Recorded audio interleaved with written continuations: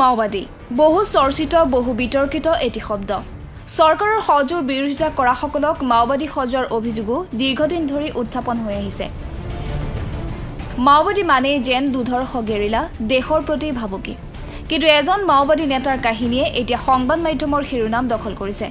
এইজন মাওবাদী নেতাৰ বিৰুদ্ধে দলীয় পুঁজিৰ 40 লাখ টকা হৰলুকি কৰি প্ৰেমিকাক পলুৱাই নিয়াৰ অভিযোগ উত্থাপন হৈছে কিন্তু কোনে মাওবাদী নেতা চাওহক এইজন মাওবাদী নেতাৰ কাহিনী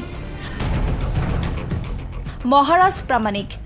মাওবাদীৰ এজন শীৰ্ষস্থানীয় নেতা কিন্তু তেওঁ শেহতীয়াকৈ প্ৰেমিকাৰ সৈতে দলীয় স্কোৱাড এৰি পলায়ন কৰাৰ অভিযোগ উত্থাপন হৈছে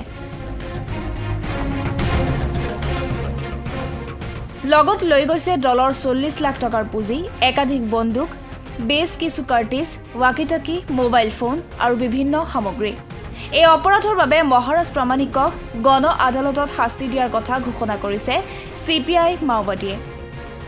মাওবাদী সংগঠনটোৰ দক্ষিণ সংমণ্ডল সমিতিৰ মুখপাত্ৰ অশোকত প্ৰকাশিত এক বিবৃতিত এই কথা ঘোষণা কৰা হৈছে ধন আৰু প্ৰেমিকাসহ শিবিৰৰ পৰা পলায়ন কৰা মাওবাদী নেতা মহাৰাজৰ ঘৰ হ'ল খৰচুৱা জিলাৰ দাৰুদা গাঁৱত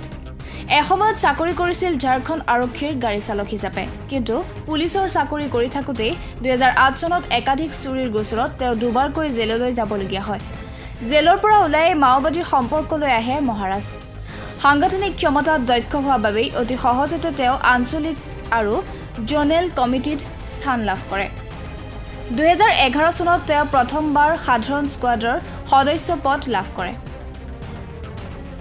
তাৰ পিছত 2015 চনত জোনেল কমিটিৰ সদস্য হিচাপে নিৰ্বাচিত হয় কিছুদিন পূৰ্বে মহাৰাজক দিয়া হয় দক্ষিণ জোনেল কমিটিৰ তত্ত্বাৱধায়কৰ দায়িত্ব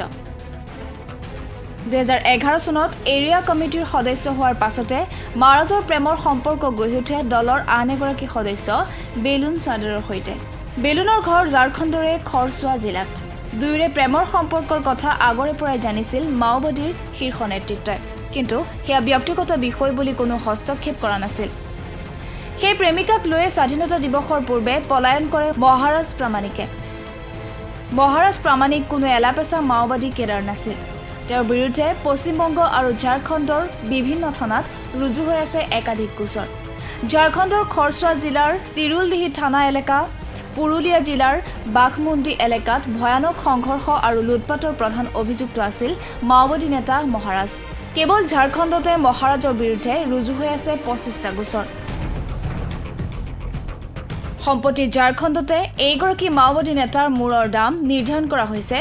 10 লাখ টকা কিন্তু এইগৰাকী দুধৰ্ষ মাওবাদী নেতাই প্ৰেমিকাক লৈ 40 লাখ টকাসহ পলায়ন কৰাৰ ঘটনা এতিয়া পোহৰলৈ আহিছে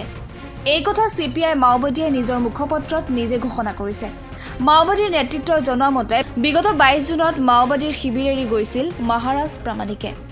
এমাহ ধৰি পুলিচৰে যোগাযোগ কৰাৰ পাছত 26 জুলাইত পুনৰ উভতি আহে শিবিৰলৈ পুলিচৰ লগত চক্ৰান্ত কৰি স্কোৱাডৰ সকলো সদস্যকে গ্ৰেপ্তাৰ কৰাৰ পৰিকল্পনা কৰিছিল মহাৰাজে কিন্তু আন সদস্যসকলৰ তেওঁৰ ওপৰত সন্দেহ হয় এই কথা জানিব পাৰিয়েই মহাৰাজে দলীয় পুঁজি 40 লাখ টকা বন্দুক বাৰুদসহ নিজৰ প্ৰেমিকাক লৈ পলায়ন কৰে এইগৰাকী মাওবাদী নেতাক গণ আদালতত শাস্তি দিয়া হ'ব বুলি ঘোষণা কৰিছে মাওবাদী সংগঠনটোৱে